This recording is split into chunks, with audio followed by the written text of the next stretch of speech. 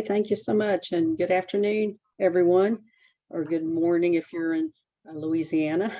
Uh, Good to see everyone on the call. Kevin is actually in West Virginia today, and he was hoping to be on the call, but we have a group of Vincentians that are deployed there that are doing a recovery center, and I'll go over that in the presentation.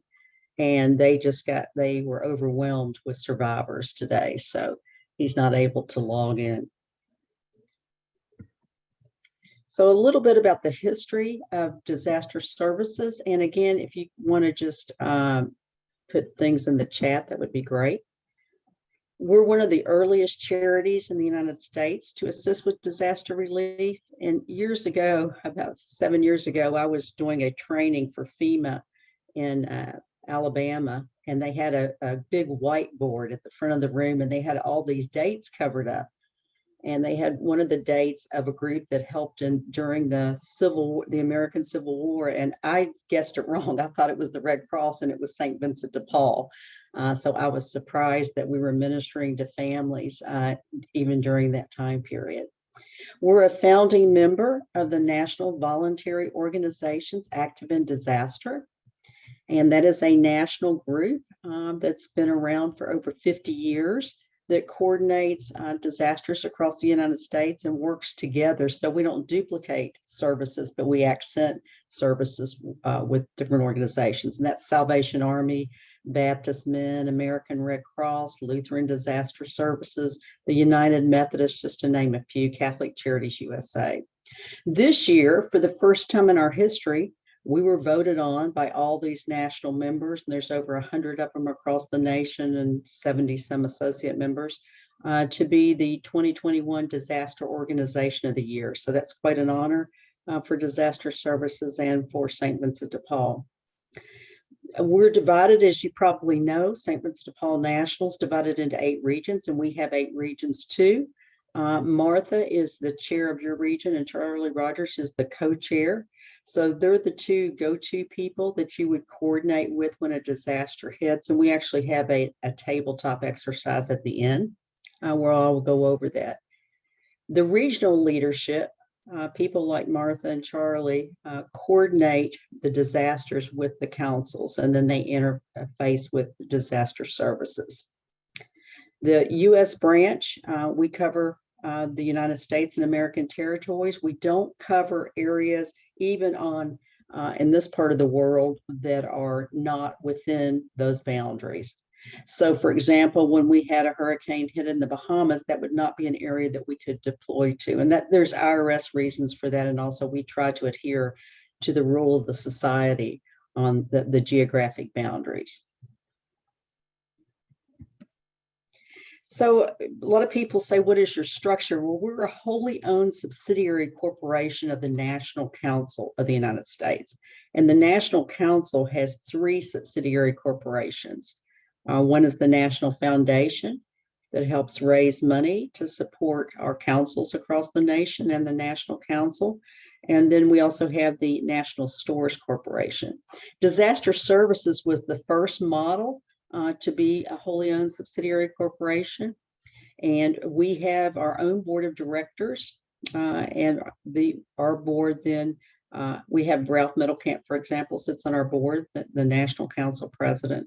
And then all of these groups report up to the national board. So our mission, and that's actually a snapshot of one of our offices in Northern Virginia. But the mission of disaster services is to model the charism of St. Vincent de Paul by providing quality programs and services to families and communities impacted by both natural and man-made disasters across this great nation. So, unfortunately, in this day and time, we've had to respond to acts of domestic terrorism that may have impacted a large community. And we would come in and work with the families to help them recover in the long term, whether that's working with other voluntary organizations to try to get them into a safe, sound, and secure environment, or making referrals for behavioral health services. So there's a number of things we do in man-made disasters, but the majority of our work is in natural disasters. So we have we're primarily incorporated out of the Irving, Texas area. And we have our human resource and business office there.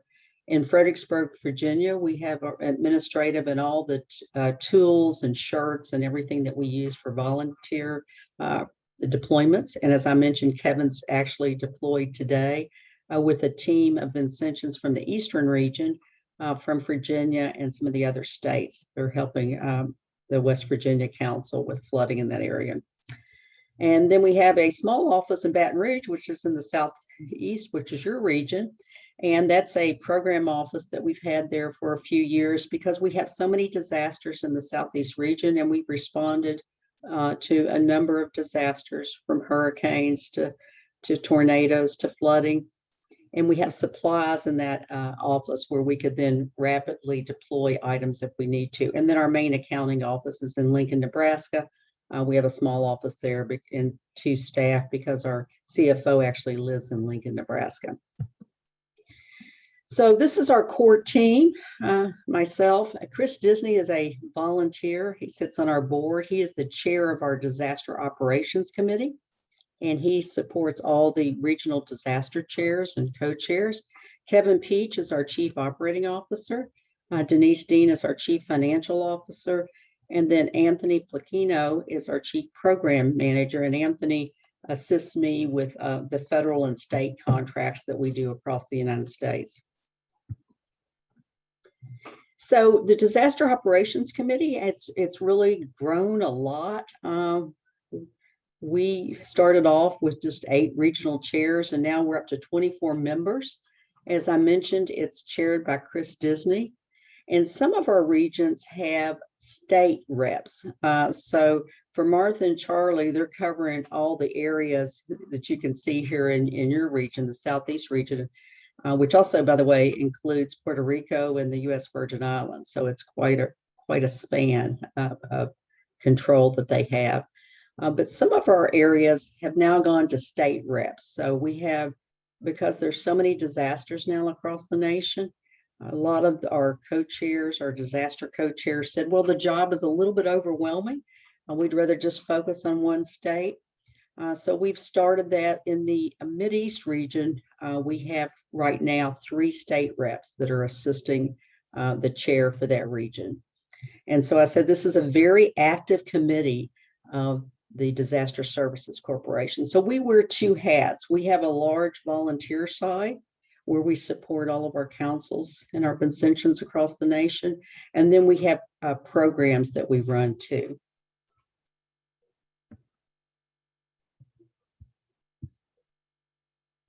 So last year, people always say, well, I don't know if a disaster is going to happen in my region. Last year was an unbelievable year for billion-dollar disasters in the United States. And as you can see, we had a major wildfire event in the Western region. Currently, we are working with the state of Oregon on some long-term recovery because the number of fires there, they had a high death toll and a large loss of homes and then also businesses.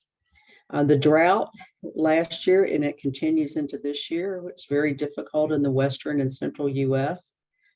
We had 3 major tornado outbreaks, and the next one, 7 tropical cyclones, which really impacted your area, especially the state of Louisiana, which got hit by back-to-back tropical depressions and hurricanes. And then we had the severe weather that hit Texas, the hailstorms and the severe winter weather that we saw across Texas and Oklahoma and Louisiana. And damages from these disasters have exceeded $1 billion each. And as you can see, $95 billion for all 22 events. So, you know, it seems like every year, the cost of the disasters keeps increasing. So what are the programs? What can we do to help the Southeast region? Well, we provide council support and training, much like what we're doing today. But we also go on location. And recently, Kevin Peach was on location with our New Orleans St. Vincent de Paul and provided a a training, a tabletop exercise on how to prepare for hurricanes and other disasters. When a disaster hits too, we can be a sounding board, and we can provide technical resources and also supplies to the council. For example, right now in West Virginia, we're providing cleanup buckets and hygiene kits and gift cards to help families who were greatly impacted by the recent flooding. We set up something called Parish Recovery Assistance Centers, and we have some slides on that. And we call them PRACs, and those are set up in Catholic parishes in the impact zone. We do disaster case management programs. We do this both through private funding, through federal funding, and through state funding. We have COVID relief programs. We've worked through last year for all of us was a very difficult year. And we worked with our councils that requested assistance, whether it was needing masks or needing hygiene supplies, hand sanitizer, shields, or also we helped them navigate some of the federal programs that were available to councils. We have our House in a Box program, which is a program that was started during Hurricane Katrina. And then we do summits in communities to try to do whole community recovery, in addition to helping on the individual assistance side to look at how can we help the business community rebuild, because we can do case management all day long, but people have to have jobs to go back to. And then as a revenue stream, as a way to raise money for disaster services so that we can continue to help support all of our programs, and to support our operations, we do consulting for states and other voluntary organizations on disaster case management and federal regulatory compliance.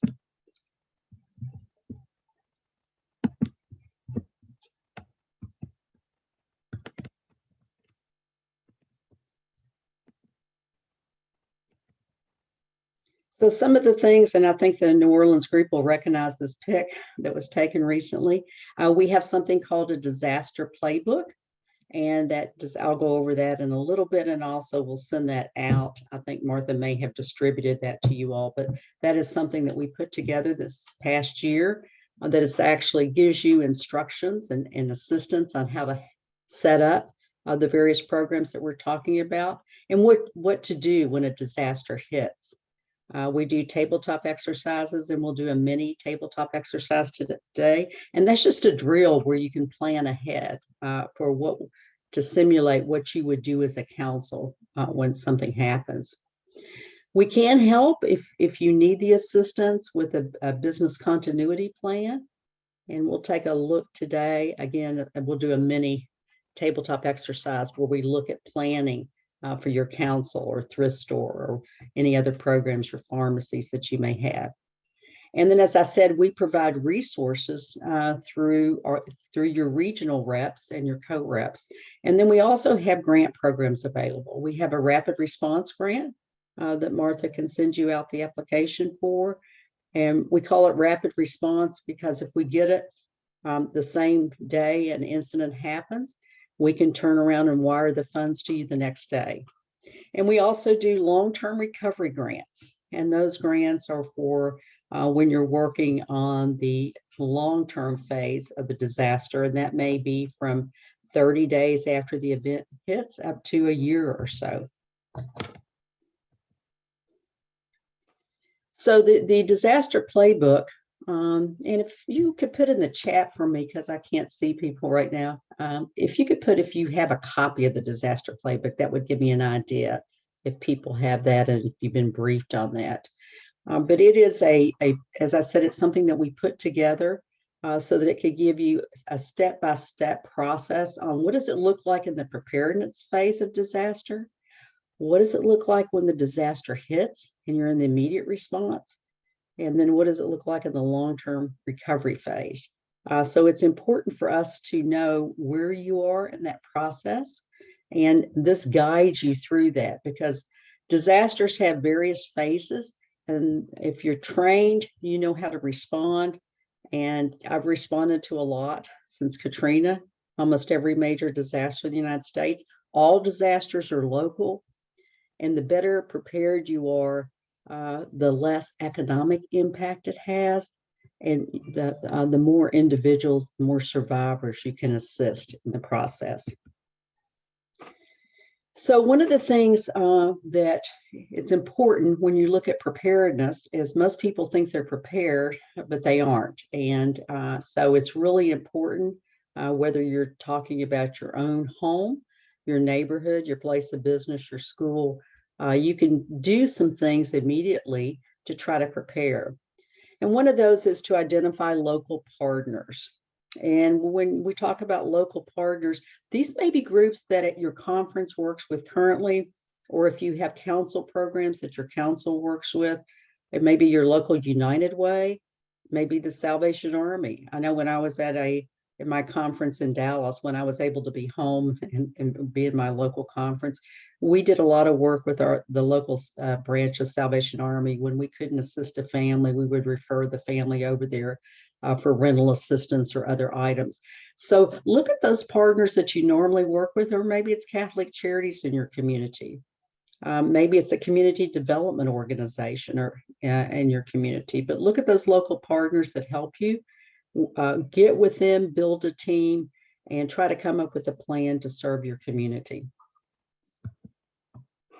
So what are PRACs? You've heard that term. We've done a number of PRACs in the Southeast region. For any of you that were around for Hurricane Irma, we had over 9 parish recovery assistance centers that were located in the impact zone where Irma hit. And we've also done a lot of these in the South Central region for Hurricane Harvey, and in Puerto Rico, and in the U.S. Virgin Islands, and I'll show you a list of the various places. We're doing a quasi version of that in West Virginia this week. We were in Kentucky 2 weeks ago setting these up.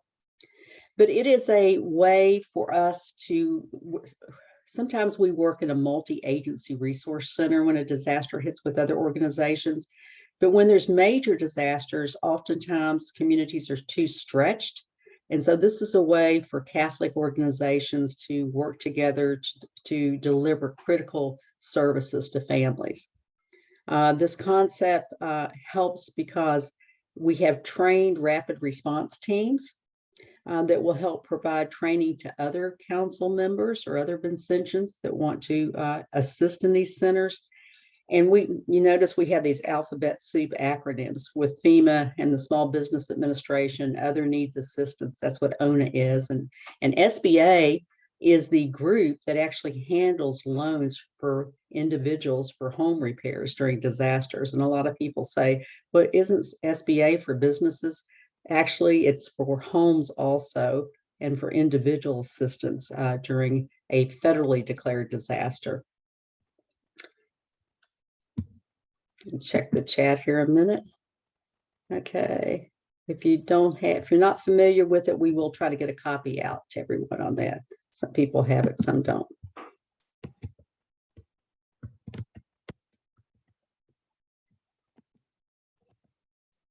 So how did PRACs come about? Well, as you all recall, 2017 was an intense year for major hurricanes.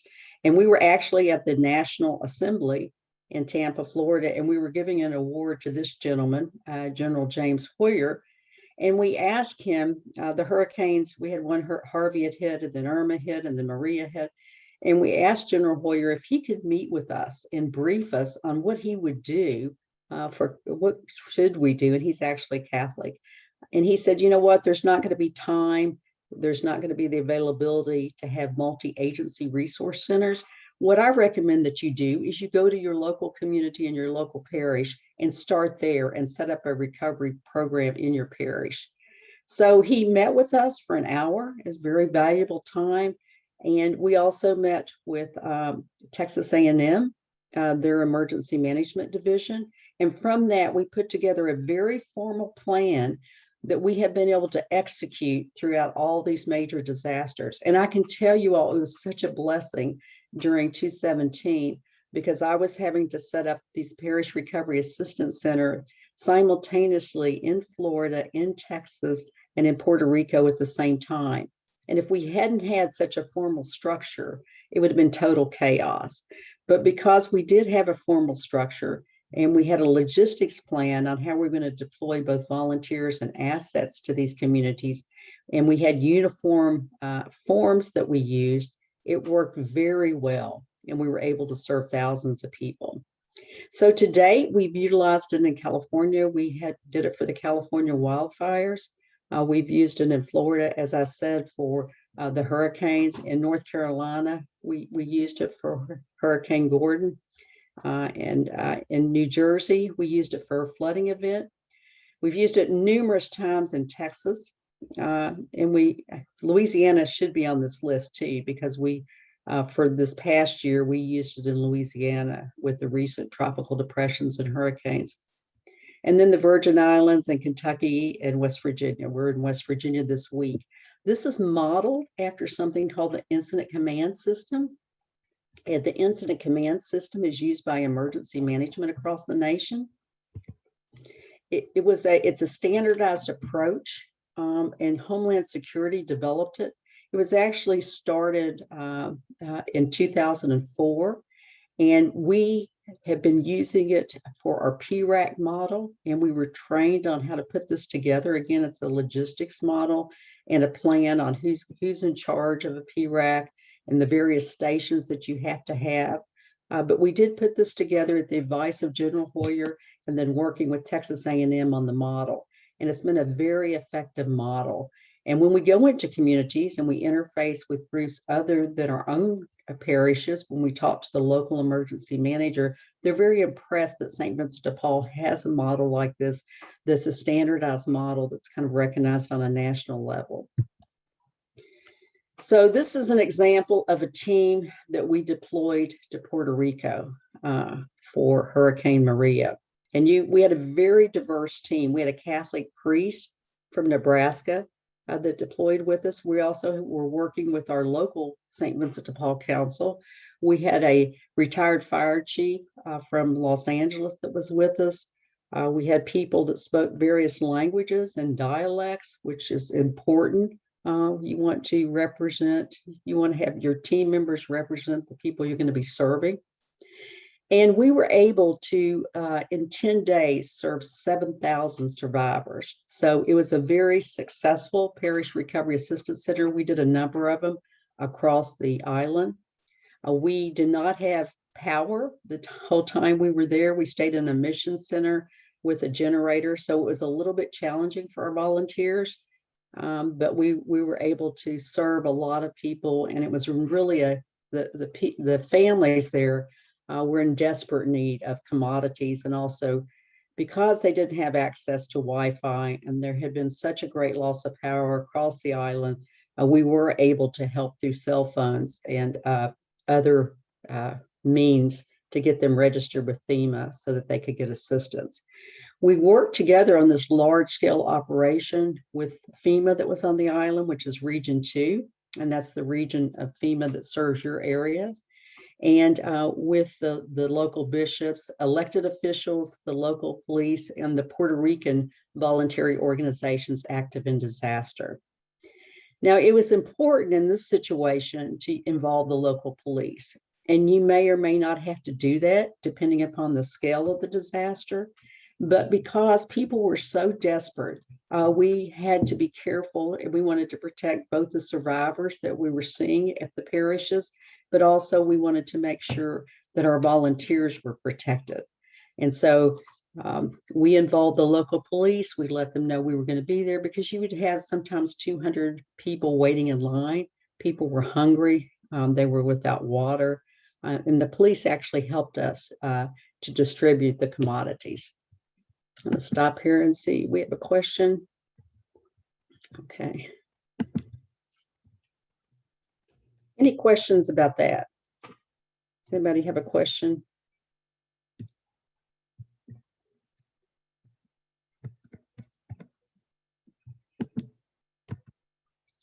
So these are some examples of the Parish Recovery Assistance Centers. The one you see with the tent was actually in Lake Charles, Louisiana.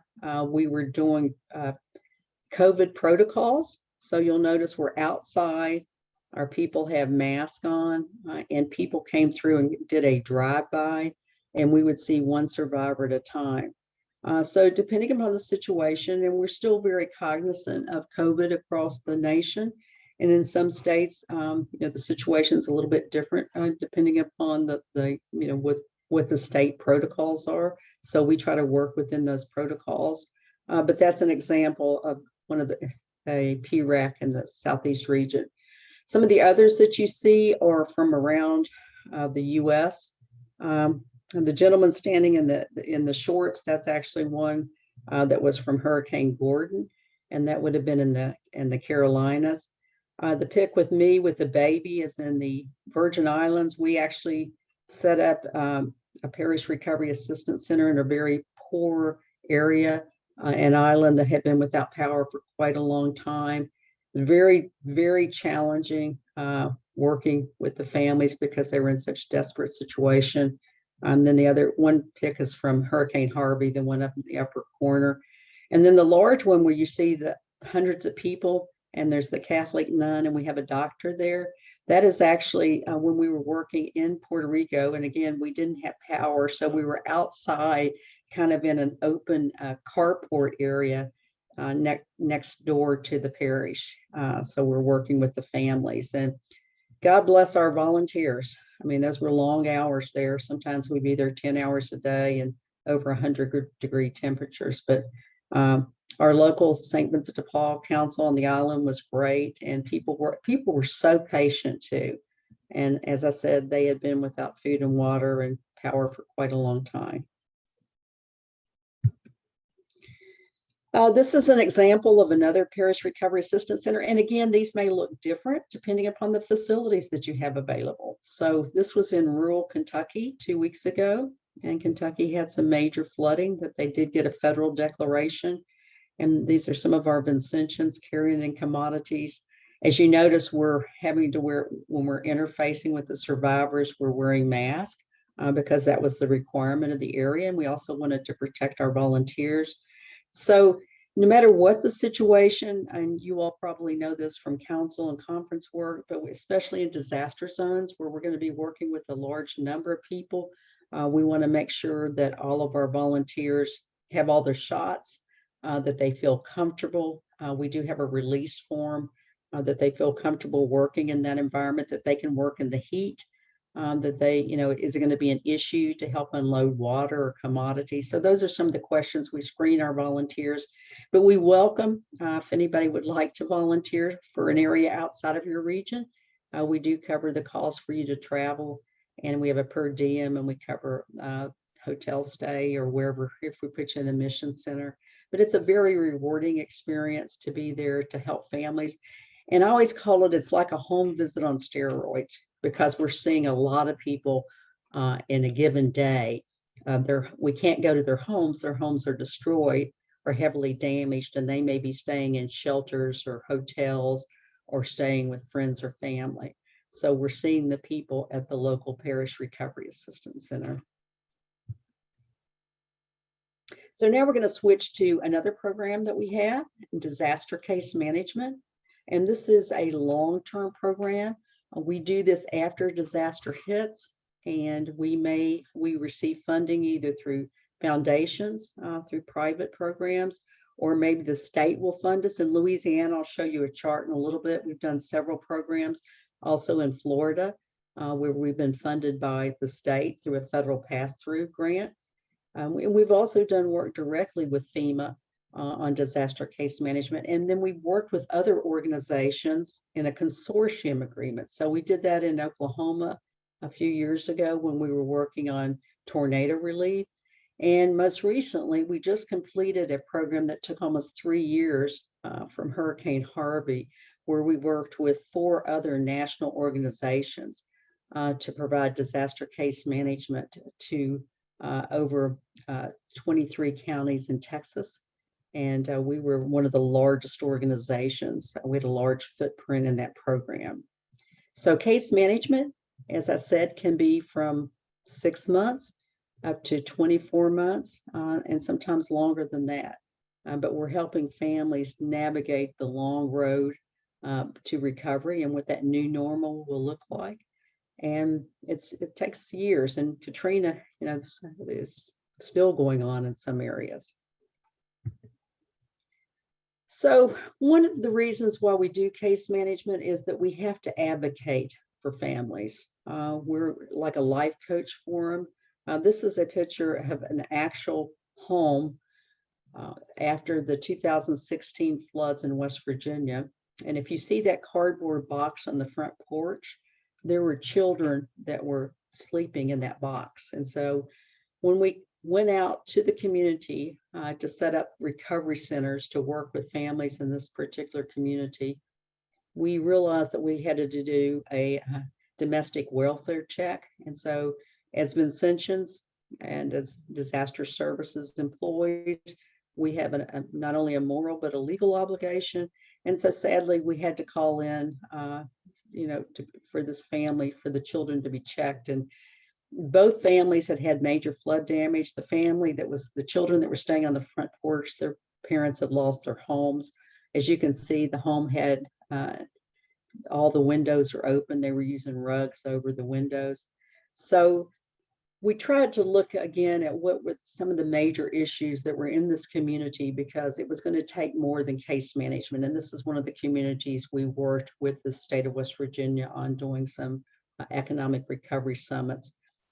And in this particular case, we had to relocate this family and do some counseling with the parents. And it was a long process for disaster case management. But I always love that quote from Blessed Frederick, because I think charity is not sufficient. It treats the wounds, but not the blows that cause them.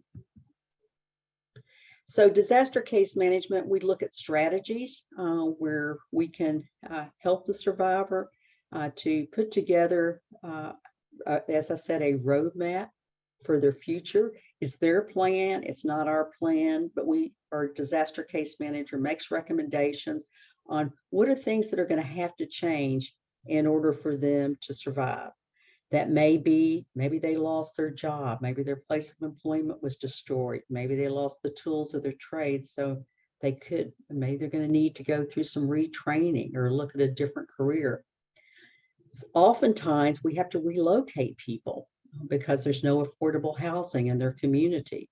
We're looking at that right now. I mean, if you look at the Lake Charles area in Louisiana, it's very challenging there. And there's also parts in the Florida Panhandle where there may not be affordable housing for people. So what are you going to do?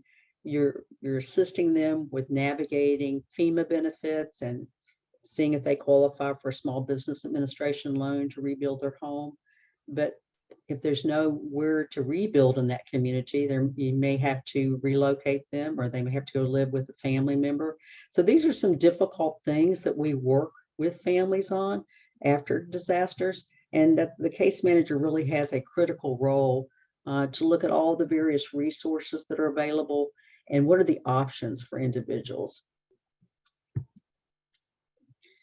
So case management looks at vulnerable communities. If you've done any of the courses on Bridges Out of Poverty, you know that there's families living in generational poverty, and disasters really impact this community a lot.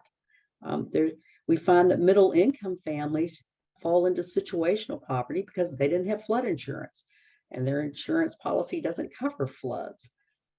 Or they have an individual may have someone that has a functional or special need, and it's going to be very costly for them to replace a ramp, a handicap ramp, or to get a wheelchair replaced.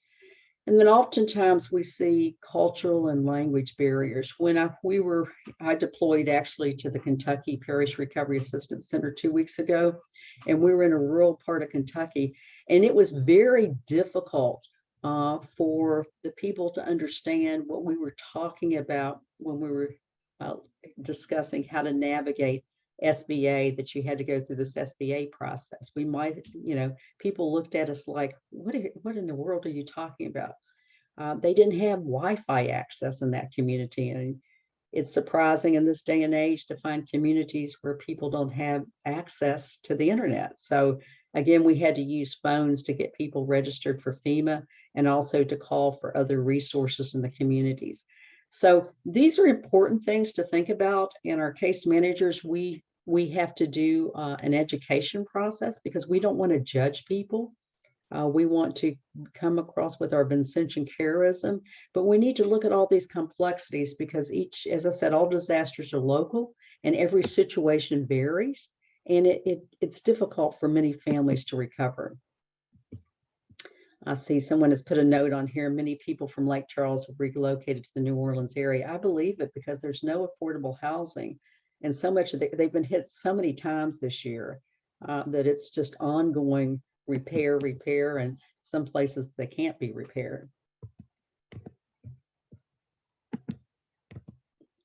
So to give you a little bit, we have to measure on our programs that we do with our staff. We gear up and down for programs, and we take on these large programs because we can make such a difference in the lives of so many people. So for Hurricane Michael in Florida, we serve 550 households. These aren't individuals, these are households. So it could be a household of 3, a household of 6, but we serve 550 households. We employed 21 staff for that program.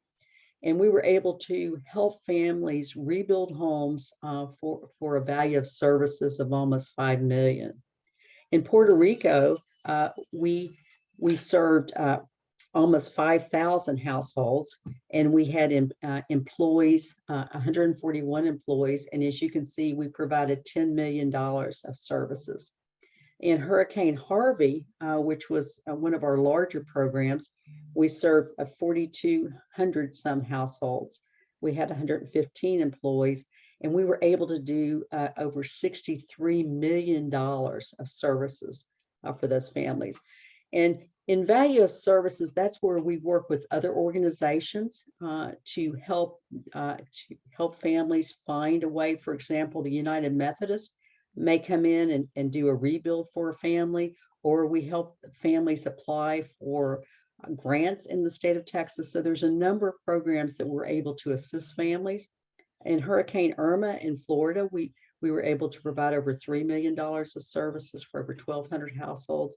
And then as you can see in the Louisiana floods, we had quite a large imprint helping families there. So these are our programs that we do through federal and state, either through FEMA or through a state agency.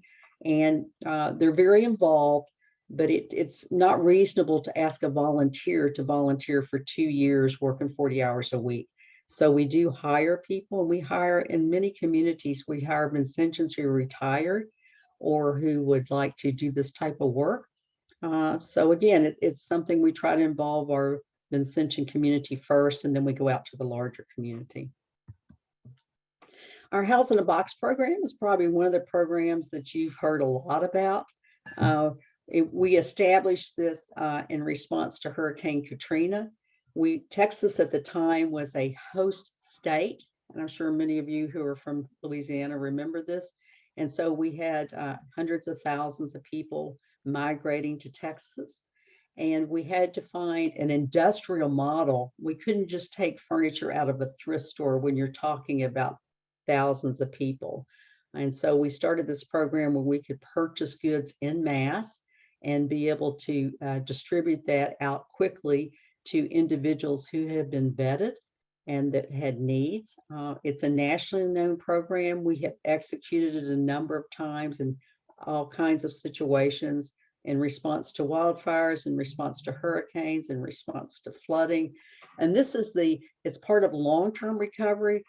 And House in a Box doesn't come into play until months after. The family first has to have had their home rebuilt or repaired before we can do the House in a Box program.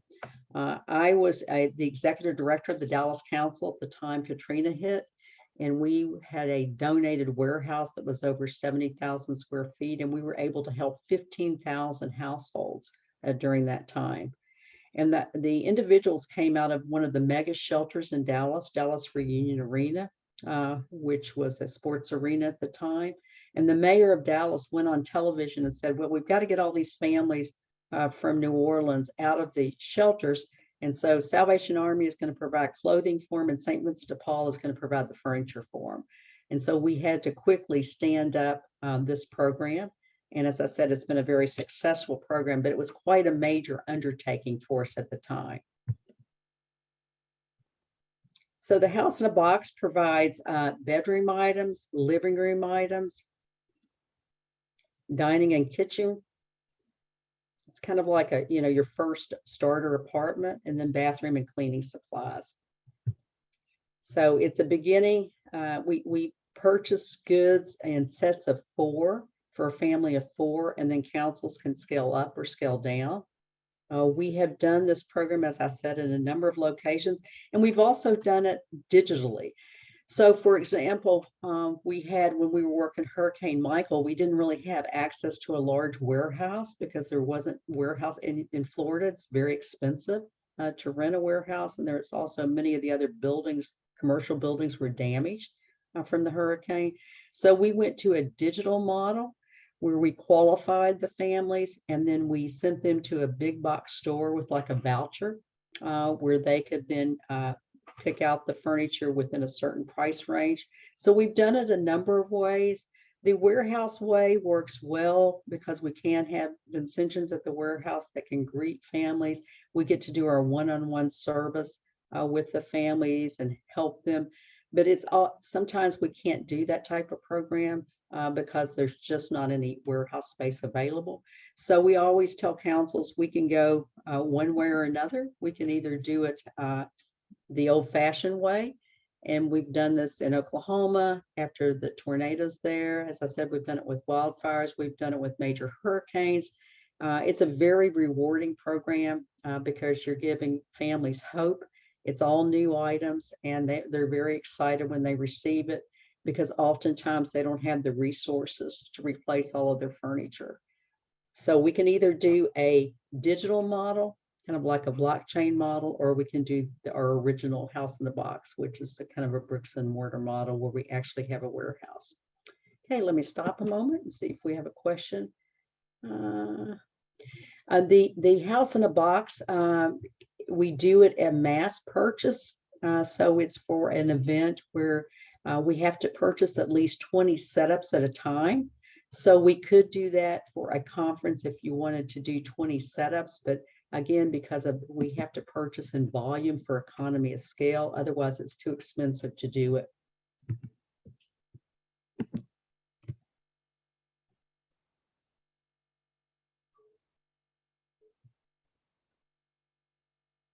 So for the House in the Box, we call it a systemic approach to disaster recovery. So the St. Vincent de Paul Council identifies the family's needs at a disaster recovery center or parish recovery center.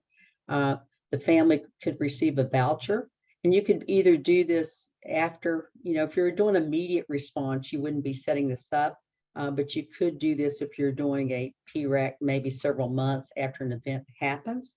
But again, this just kind of gives you the cycle of what the process looks like.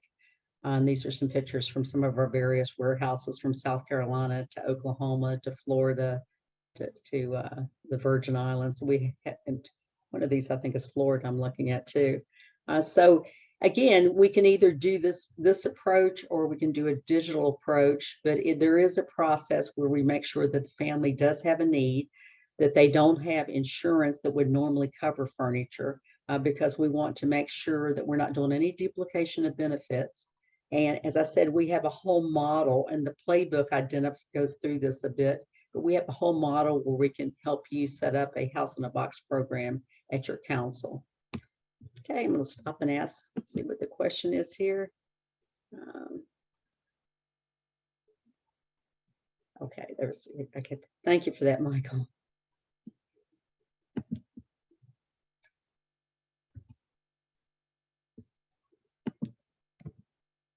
So these are some important things for councils to prep for.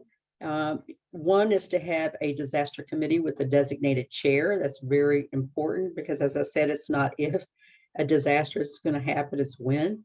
You need to know your regional disaster reps and keep in contact with them. And I know Martha sends out a lot of information to your region, but that's good because we try to keep our Vincentians informed.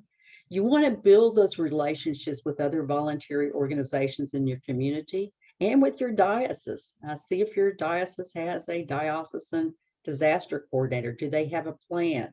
I know when I was at the Council of Dallas and I was an executive director, I worked very closely with the Catholic Diocese of Dallas and with Catholic Charities and Knights of Columbus and some other Catholic organizations. And we would get together and we would actually drill once a year and look at it. And we learned this after Katrina because we were all running around and we weren't organized at the time Katrina hit because we didn't really have a formal plan. And after that, we worked together to try to provide a whole community approach, a whole Catholic community approach. You also want to work on a reverse 911 system for your council or conference, and that's where you have cell phone numbers for all your key people and all your key conference leadership, and practice that. Do a drill on it. Send out a mass text and see how quickly people respond, because in many times in disasters, your cell phones are the only things that work and landlines aren't available. You want to have a business continuity plan for your council, whether you have formal programs or not, or staff or not. You need to look at, and we'll do, as I said, we're going to get ready to do an exercise here in a few minutes where we'll look at that.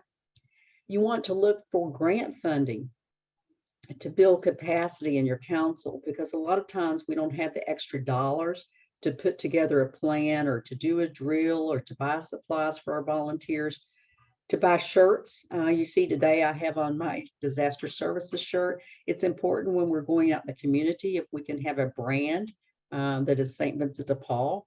And then you want to review insurance coverage. So take a 5-minute break, grab some water or coffee, and I'll be back with you in just a minute. And then we're going to go into a tabletop exercise. So let's take a, let's see, it's 12:50. Let's come back here, be back here by at least 5 till or 1 o'clock, if you all can do that. Thank you.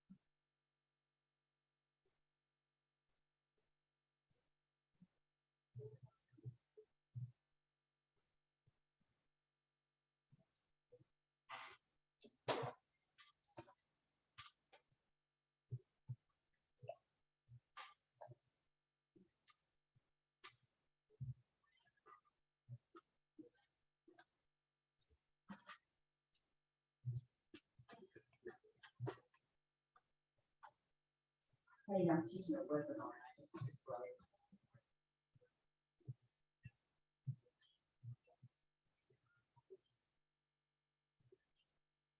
Oh, okay.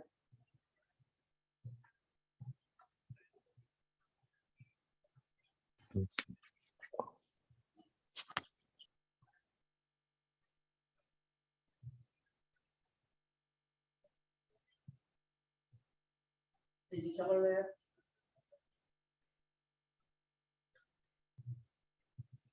We'll just call and say the guy, the part's already there. Okay. Okay. Well, can you call her? I'm doing this webinar and I can't get to it later on this afternoon. So.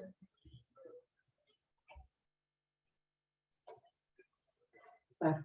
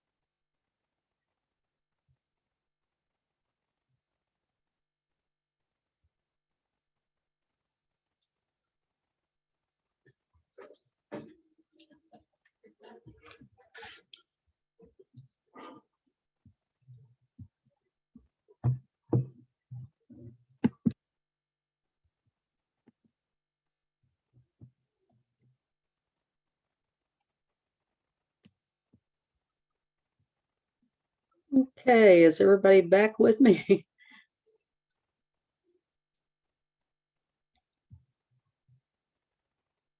And I wish we were doing this in person. It's always hard to see people and feel interactive through Zoom. That's the mode we're in right now.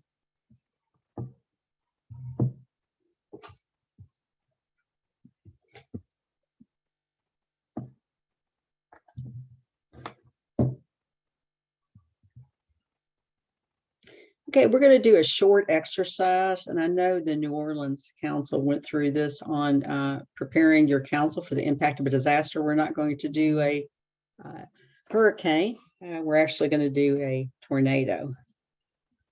So if you can get a pencil and paper ready, or if you type on your laptop. So let me minimize this here a minute. So your council president has asked the council board for permission to approve a disaster committee of the board. The council president appoints a disaster chair for the committee.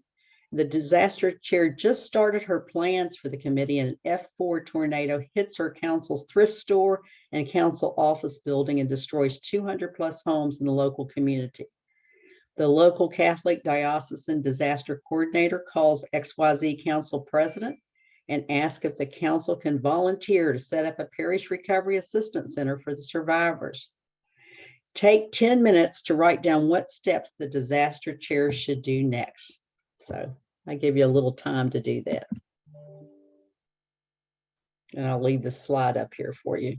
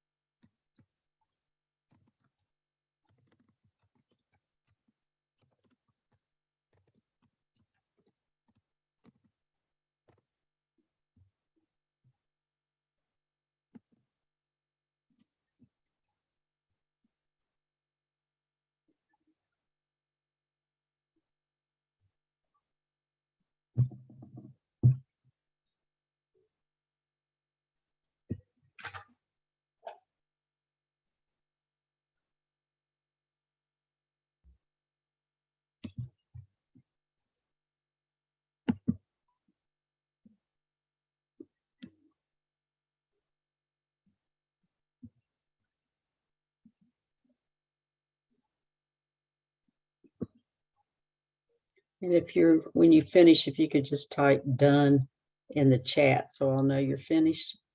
And we should be able to get through this in probably 15 minutes, and then maybe we can do some interactive talking.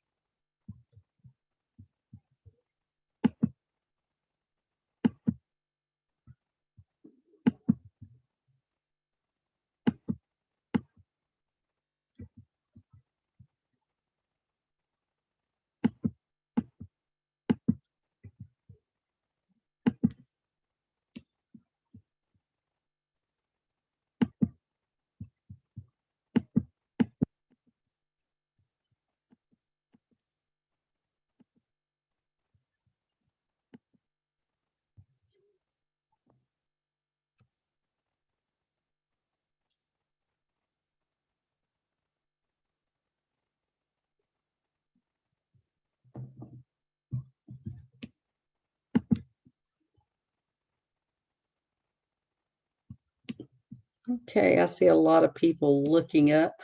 So let's go on and we'll move to the next section so we can actually talk after this.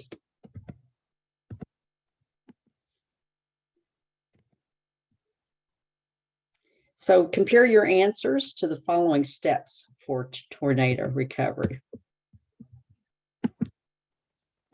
So this is kind of the process that when a disaster hits, the council disaster chair notifies the board president and the regional disaster chairs. It's very important, again, that from a governance standpoint, if we're looking at council structure, and that may be the executive director working with the disaster chair, depending upon how your council is structured.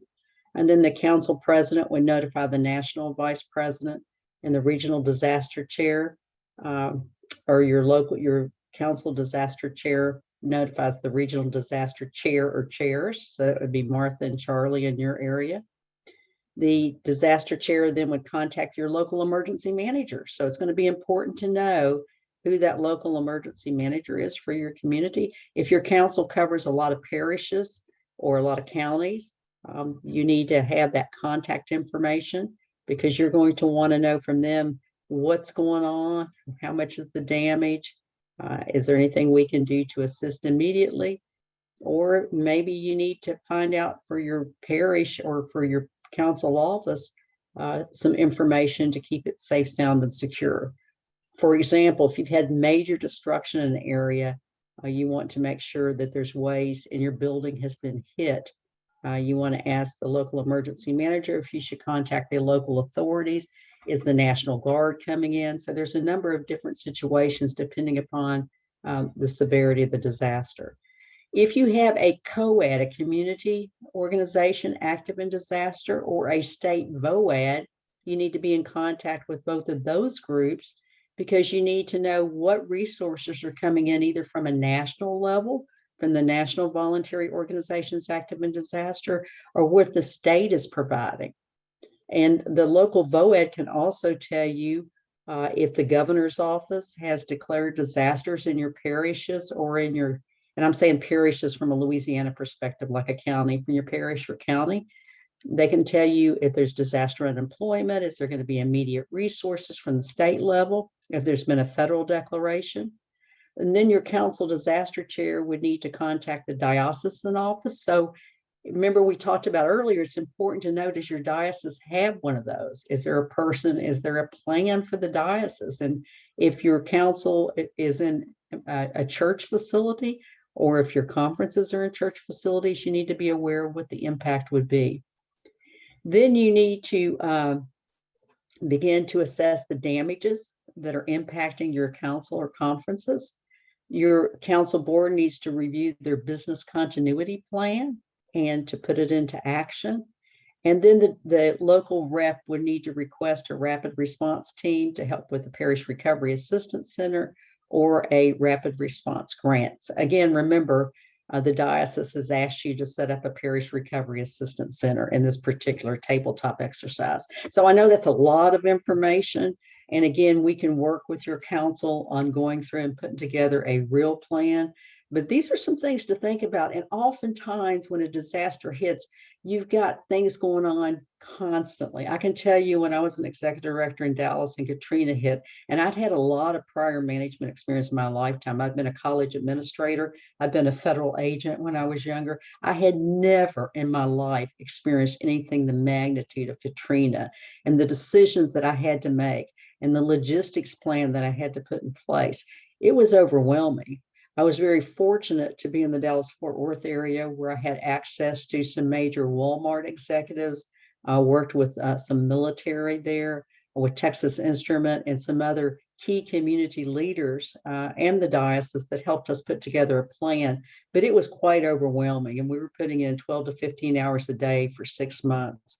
So it's important to understand that if you can get this done in advance, if you can plan for it and you can do a drill, then it's going to make things so much easier. It's going to save time, money, and lives.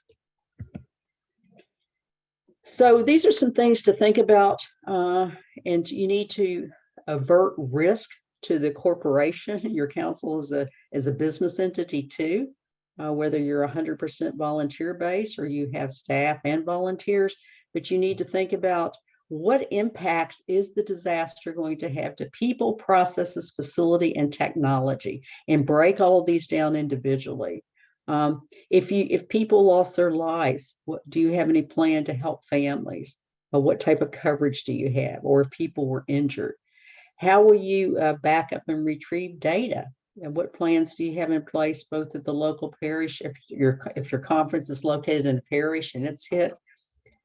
What power sources will you use when power is lost for 3 days or 14 days or more? Do you have generators? Do you have UPSs, which are the uninterrupted power sources? Is that available so that you don't have a crash and impact your electronic data?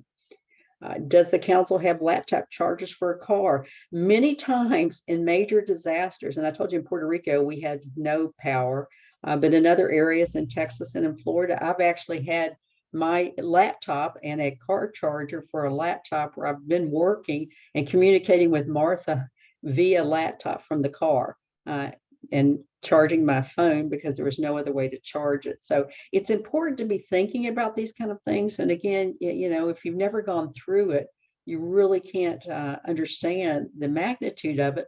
But it's tough being without power for a day, much less for weeks on end. And then how will you operate your regular programs? If you have a food pantry, if you have a shelter, if you had a shelter, a homeless shelter, if you have a charitable pharmacy, how are all these things going to operate? How's your thrift store? If all that's gone, then what are you going to do to operate those type of facilities? So again, a plan on A, B, C, D. This is what we would do if something happened to any one of these facilities. This is how we would continue to operate. So the council should establish telework capacities for mobile devices, cloud services, or virtual desk environments. You need to have soft phones or call forwarding services. So if you have landlines, can you redirect those to another area? Do you need DSC to help you in a situation like this? Most of the United Ways and the 211 systems across the country, when something impacts, for example, when Hurricane Harvey impacted Texas, the Houston had over 850,000 homes had a hit of some type.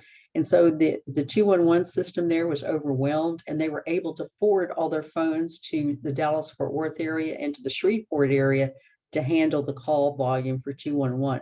So the same for us on a smaller scale. We need to be thinking about that. Critical, this next one, number 3, the third one down, insurance policies need to be reviewed, both from a business standpoint, from a council standpoint, and also personally, to look to see, are you covered? Are you in an area where it's required to have flood insurance and your regular insurance is not going to cover damages? I can tell you myself personally, a year and a half ago in Dallas, we had a major wind event that was some areas classified it as a tornado, others didn't. I went to file on my homeowner's policy, and I'm in the business. I know this. And they said, you didn't read last year, we did an additional rider that you needed to have, and we're not covering these type of damages. because you didn't get that additional rider. Even though you've had your policy with us for 20 years, you didn't get that rider. Well, I missed the memo or the email on that.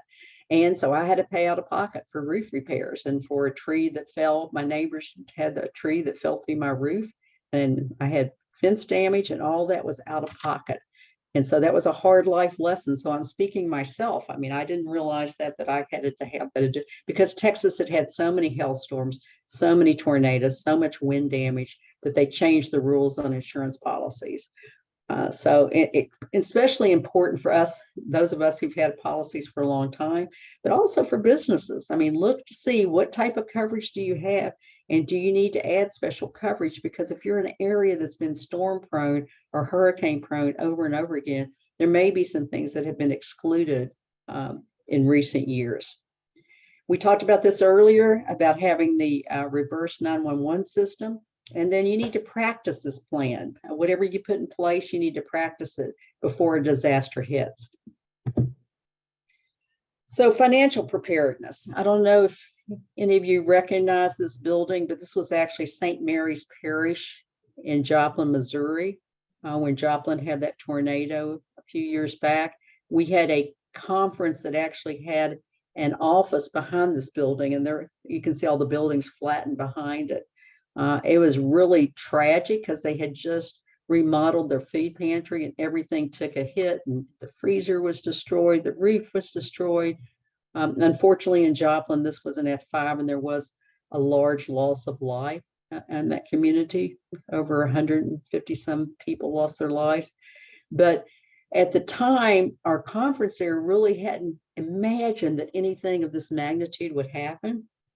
So you need to think about, with the council, what type of dollars would the council need to have sustainability after a disaster? How will you raise those funds?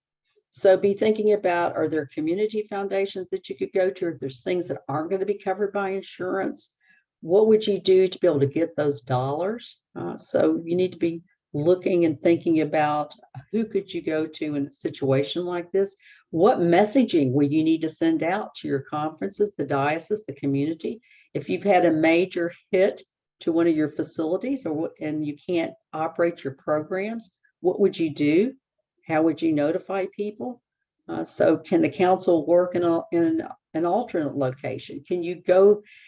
I remember a disaster that happened in a community. A small tornado hit a community in rural East Texas, and I remember they were working out of the Methodist church because the conference facility was so severely damaged, and the Methodists let them use one of their community centers, and that's how they were working.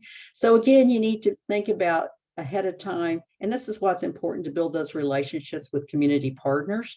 Where could you house? And if it's a major event, you may be working out of someone's home. When we had the 2013 tornadoes in Moore, Oklahoma, and El Dorado, Oklahoma, we worked out of the executive director. We moved all the furniture out of her living room, and we set up a command center with Vincent, and we worked out of her living room for about 8 days until we could get everything stable in the community. And then we set up 8 resource centers. So these are some web sites that have great information. Ready.gov's got all kinds of posters that you can download and print, and flyers that you can send out to your community and to your conferences and Vincentians. svdpdisaster.org, that is our website, and that has information on it that you can go to, and all kinds of explanation about programs. FEMA.gov, there's a lot of good resources on that location. And you can also tell which areas have had a federal declaration or not. And then this last one is extremely important, the Disaster Distress Helpline. People are so traumatized after a disaster. This helpline is answered 24/7. I cannot begin to tell you the amount of trauma that I have seen. And sadly, some people, maybe they were suffering with some personal medical situation or family situation before the disaster hit. The disaster took away their home, or they lost a loved one, and it just put them over the top.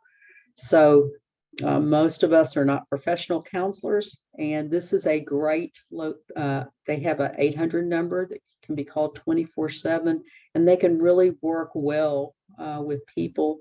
In Hurricane Irma, we had a situation where a woman had lost her husband, and I think it was in Everglades City, and she was having a total meltdown. And we were able to connect her to this 1-800 number with a professional counselor to try to help her and calm her and walk her through some steps to help her get into a stable mental place so that we could then help process her paperwork, because she had gone through such a tragic loss, and not only losing her spouse, but losing her property too. So these are all resources that are available, and it's important, just like at the conference level where we print out a resource list, it's good to go to these websites and have a resource list available, or to know where to go when there's a disaster. As I mentioned earlier, this was kind of a mobile parish recovery assistance center that we had to do during the tropical depressions that hit the Texas and Louisiana in this last fall. So again, because of COVID, you can see the cars are behind them, but they had to do kind of a drive-through process. So I'm going to stop sharing here, and now we have a few minutes, and I'll open it up for questions.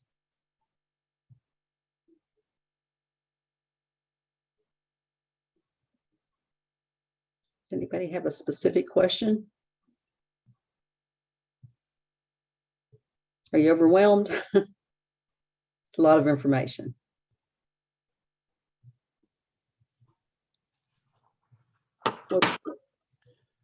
Yeah, Mike? Yeah, Liz, going back to the exercise we had here with Kevin, a lot of the things that you pointed out, from a governance standpoint, but, obviously one of the first things you want to do is, in my opinion, in my plan was check on everybody. If you've got a committee, you need to make sure your committee members are okay and they can, help you initiate the plan that you've already got in place. Obviously, if there is damage to a Vincentian's home, we need to know about that. We want to get the assistance where. And then obviously, your rapid response protocols and the continuity is a big deal. But, having a plan in place ahead of time, especially, a place like New Orleans, it's not a matter of if, but when. And, 7 times last year we were in the cone of uncertainty, and we finally got tagged at the end of the season, but like we were saying, we're still dealing with some of the residents from Lake Charles that there's at least, and I know Kelly, you're on this session, there's at least 60 families we know that are in hotels still because there's no place to go back home to. And FEMA and some of the other agencies are working to find housing here in the Metro New Orleans area for them, but we just have a limited supply. But, the other thing is the partnerships. You talk key about that, especially with, recovering after the facts with the House in a Box program. Same thing here. We don't have warehouses where we can store up 20 sets of furniture, but we've got a local vendor that we've got a relationship with that they said, look, as long as the hurricane doesn't hit my distribution center, I can have furniture here tomorrow. So they will, deliver, sets of, pre-negotiated price points, for us. And those are people we put in contact with Kevin and, Anthony, to work with, some of these folks. But, getting those out ahead of time and building on those relationships ahead. Now, the other thing that Kevin had brought up before is start storing up supplies now in your conferences and council areas, just in case, because if they're like last week, there was an announced storm coming to this area last week. What do? You get a run on a grocery, you get a run on the home improvement places, etc. So if you've got a stockpile already of necessities that maybe before the PRAC is set up, you've got bottled water, you've got canned goods, you've got batteries, things like that you can disperse and not have to, wait, because you may be some lag time before you get any of that out. Because like you said, it may be a couple of days before a disaster is declared and assets are moved into the area. So if you can find some areas, like we have 4 different distinct districts, we're going to have, areas where we want to have this stuff stockpiled ahead of time, just, to make sure that we've got something in place. So, Yeah, and that's critical, especially right now. We have a major supply chain problem in the US from COVID. And correct. so Right. it's very difficult to get goods. So anything you can do in advance. When we were in Puerto Rico, there was only one store open on the island, and that was a Walmart. And we had to wait like hours in line. And we ended up going to the port, and they had all kinds of issues with the port when I was trying to bring in some generators and things. We had to get FEMA involved in helping us get commodities because we were in a crisis situation, and Walmart had to limit distribution. Like you can only buy 1 bag of oranges. You could buy 1 box of paper towels. But you saw we serve 7,000 people. So that's difficult. So that's very good points, Mike. I mean, and that reverse 911 system we talked about to know where your conference leadership is. During the 2013 tornadoes in Oklahoma, we had one of the conference presidents a tree fell across the front of their house. They were barricaded in their home. They lost power, and we couldn't get in touch with them. We called the Knights of Columbus that we had a relationship with, who their cell phones were working. They went over there with a chainsaw gang and were able to chainsaw through and get the conference president and his wife out of the house. We thought they had died because we had no idea. One period we were not in touch with over 100 Vincentians. It was a very stressful, panicky time. So you're absolutely right. So critical to know where those people are, but you have to have good contact information too. Yeah. The other thing too, the point is, we discussed getting an 844 number, a toll-free number for folks to call in and let us know that they were okay. I don't know if that's what you're talking about specifically with a reverse 911. Yes. Like Facebook, so-and-so said, checked in, they're okay, located here, for whatever. But just as a way, but you're absolutely right. We have it where it's incumbent on the district presidents to reach out to the conference presidents to make sure that their members are okay, and then give us that feedback at the central office. And so, yeah, that's where the 911, numbers are. But obviously, if the phones are out, you got to make sure that you have working numbers to be able to relay that information to a central, party. Yeah, and usually cell phones and text will work where landlines don't work. In some areas, we've had to use satellite phones. Those are very expensive. But when you're in areas that have no power, sometimes you have to go to satellite because even the cell phones don't work. And that was true when we were dealing with the U.S. Virgin Islands and Puerto Rico. We had to go to a satellite mode. Kelly has a good point. One of the things that it's important to know that people need spiritual support. So that spiritual counseling can help. And as I mentioned, the mental health issues. Unfortunately, we've had people that have committed suicide as a result of PTSD situations because of, look at Lake Charles. I mean, those people have been hit so many times. When you get that compound trauma situation, it's very critical. So Kelly, you're right. You need both. The spiritual is very important. We need people to, pray for us, pray with us. But also the mental health too. And sometimes people, let's say you're at a parish recovery assistance center and you're trying to help families and they're screaming at you. Well, a lot of times people are screaming at you because they're afraid and they're frustrated. And so you have to not take things personally. And it's tough. I mean, I've had people throw stuff at me. They were so upset because middle income families typically respond the worst because they're not used to everything in their whole universe being taken away from them. And so sometimes, and they can't get, they're used to having their cell phones working and cell phones not working. And then your homeowner's insurance didn't pay and they're not going to pay. And so all those kind of situations, you have to be very understanding. But I agree, prayers are great. It's important when we deploy, we pray in the morning with our teams. We pray with the people. So that's really an important aspect, the spiritual aspect. But as you all can see, this is very comprehensive. It's complex. And depending upon if you're dealing with special works at your council and programs, you got to think about so many different aspects in addition to the Vincentians. And then think about the families that we serve that are very vulnerable and how are they going to be impacted by this. So any other feedback? We've got about 4 minutes. You guys have been very patient today. Anyone else? I will send out the PowerPoints for everyone that's here today. Yes. Yeah, the only thing, another point I was going to make is you talk about the impact of, again, 7 times last year, the folks were on heightened alert here in the New Orleans area. And, if folks are asked to, leave, with the burden that it puts on. I mean, for some folks, yeah, it's a little inconvenient, et cetera. But to some folks, this is a major financial burden just to be able to pack up and leave for a couple of days with whoever they're doing. I mean, if one thing Hurricane Katrina taught us here in New Orleans was how many families were caretaking multi-generational units and couldn't leave because they didn't have the means, especially multiple times. You remember being around that long ago. I mean, this area we had 4 evacuations, I think, called for prior to Katrina. So, Yeah. and of course, like you said, the magnitude of the event was just, unprecedented. Yeah, it was.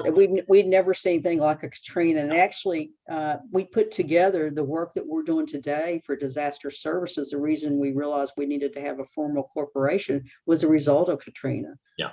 Because we were dealing with the migration of people in 17 cities across the U.S. Vincentians were. So it was a very overwhelming event. Yeah. Okay. All right. Anybody else before we close for today?